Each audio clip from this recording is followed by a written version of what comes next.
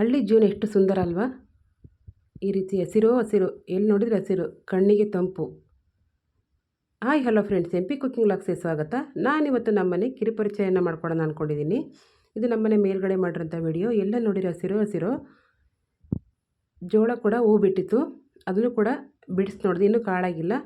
ಇದು ಪಾಪ್ಕಾರ್ನ್ ಮಾಡೋಕ್ಕೆಲ್ಲ ಚೆನ್ನಾಗಿರುತ್ತೆ, ಹಾಗೆ ತಿನ್ನೋಕ್ಕೆ ಕೂಡ ಚೆನ್ನಾಗಿರುತ್ತೆ. ಈ ರೀತಿ ಇದೆ ಅದು. ಹೊಲ್ದತ್ರ ಸ್ವಲ್ಪ ಕೆಲಸ ಇತ್ತು, ಅದನ್ನು ಕೂಡ ಮುಗಿಸ್ಕೊಂಡೆ. ಇಲ್ಲಿ ಗಾಳಿ ಬೆಳಕು ಹಸಿರು ನೋಡಿರಿ, ಇಲ್ಲಿ ಊಟಕ್ಕೆ ನಾವು ಪುಣ್ಯ ಮಾಡಿದ್ದು ಅನಿಸುತ್ತೆ.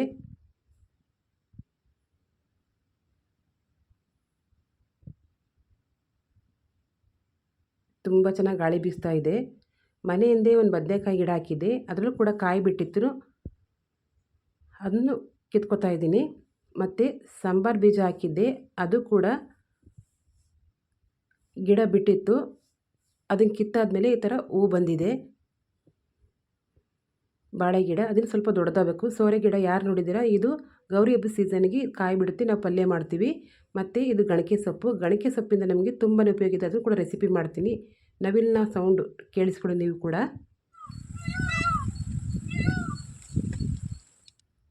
ಅಷ್ಟೊತ್ತಿಗೆ ಮನೆಯವರು ಏಡಿ ತಂದಿರೋ ಅಲ್ಲೇ ಕ್ಲೀನ್ ಕೂಡ ಮಾಡಿಸ್ಕೊಬಂದಿದ್ರು. ಸ್ವಲ್ಪ ಟೈಮ್ ಆಗಿತ್ತು.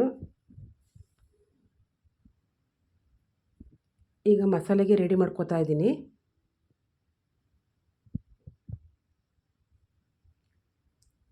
ಒಲೆ ಮೇಲೆ ಒಂದು ಪ್ಯಾನ್ ಇಟ್ಟಿದ್ದೀನಿ, ಇದು ಸ್ವಲ್ಪ ಎಣ್ಣೆ ಹಾಕೋತಾ ಇದ್ದೀನಿ.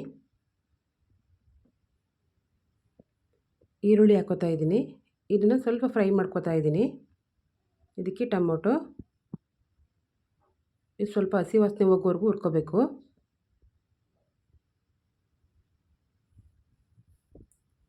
ಶುಂಠಿ ಬೆಳ್ಳುಳ್ಳಿ ಕೂಡ ಹಾಕೋತಾ ಇದ್ದೀನಿ.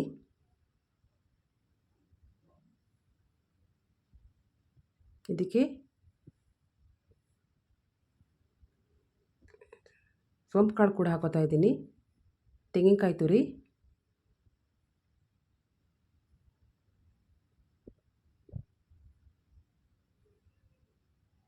ಧನಿಯಾ ಪೌಡರ್, ಖಾರ ಪುಡಿ, ಅರಿಶಿನ ಪುಡಿ, ಗರಂ ಮಸಾಲ ಕೂಡ ಹಾಕೋತಾ ಇದ್ದೀನಿ. ಇದನ್ನು ಸ್ವಲ್ಪ ಬಿಸಿ ಮಾಡ್ಕೋತೀನಿ.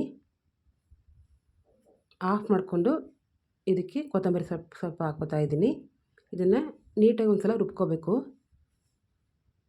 ನನಗೆ ನೀರು ಎಷ್ಟು ಬೇಕೋ ಅಷ್ಟು ಹಾಕೋತಾ ಇದ್ದೀನಿ. ನೀವು ಕೂಡ ಈ ರೆಸಿಪಿನ ಟ್ರೈ ಮಾಡಿ, ತುಂಬ ಚೆನ್ನಾಗಿರುತ್ತೆ. ಏಡಿನ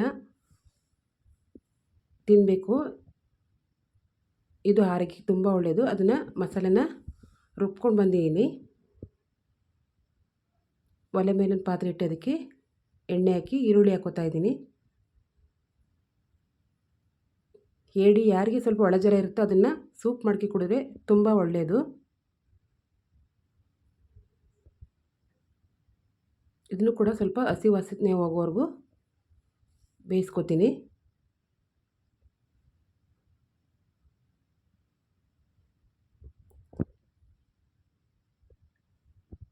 ಇದಕ್ಕೆ ರುಬ್ಬಿರೋ ಅಂಥ ಮಸಾಲೆ ಹಾಕೋತಾ ಇದ್ದೀನಿ.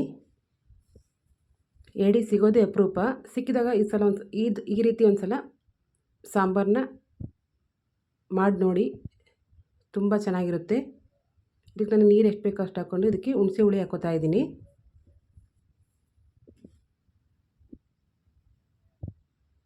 ರುಚಿಗೆ ತಕ್ಕಷ್ಟು ಉಪ್ಪು ಹಾಕಿ ಸ್ವಲ್ಪ ಮುಚ್ಚಳ ಮುಚ್ಚಿ ಇದನ್ನು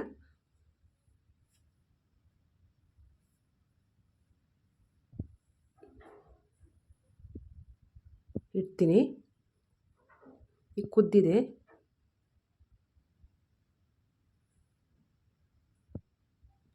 ಇದಕ್ಕೆ ಕ್ಲೀನ್ ಮಾಡಿರೋಂಥ ಏಡಿ ಹಾಕೋತಾ ಇದ್ದೀನಿ. ಕರೆಂಟ್ ಕೂಡ ಹೊರಟೋಗ್ಬಿಡ್ತು. ಈ ಕ್ಲೀನ್ ಮಾಡಿರೋ ಏಡಿನ ಹಾಕೋತಾ ಇದ್ದೀನಿ. ಇದಕ್ಕೆ ಈ ರೀತಿ ಮಿಕ್ಸ್ ಮಾಡಿಕೊಂಡು ಇದ್ರ ಮೇಲೆ ಒಂದು ಮುಚ್ಚಳ ಮುಚ್ಚಿಡ್ತೀನಿ.